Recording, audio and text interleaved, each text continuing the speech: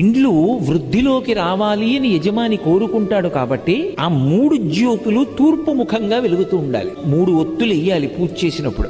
3 జ్యోతులు వెలుగుతూ ఉండాలి పూజ జరుగుతూ ఉండగా. ఇంకొక ముఖాన్ని చూడకూడదు, తూర్పు ముఖంగా వెలగాలి 3 జ్యోతులు. వెలుగుతున్నప్పుడు దీపం వెలిగించగానే అది మంగళ దీపం, అది ఈశ్వర స్వరూపం. బ్రహ్మ విష్ణు మహేశ్వరులు ఆ దీపాలుగా ఉన్నారు. ఇక వాళ్ళు ముగ్గురు తప్ప వేరొకటి లేదు లోకంలో. అటువంటి దీపపు సమ్మె ఏది ఉందో దాని మీద పసుపు కాని, కుంకం కాని, అక్షతలు కాని, పువ్వు కాని ఉంచాలి. ఎందుచేత అంటే మంగళ దీపము ఉంటుంది, అమంగళ దీపం అని ఒకటి ఉంటుంది. నేను దాని గురించి ప్రత్యేకంగా చెప్పక్కర్లా. ఎవరైనా వెళ్ళిపోయారనుకోండి, పార్థివ శరీరం ఒక్కటే ఉండకూడదు, అందులో జ్యోతి వెళ్ళిపోయింది. అందుకే ఏం చేస్తారంటే పడుకోబెట్టి తలకట్టున ఓ దీపం పెడతారు, దానికి మట్టు మీద పసుపు కుంకాలు వేయరు. ఇది అమంగళ దీపం.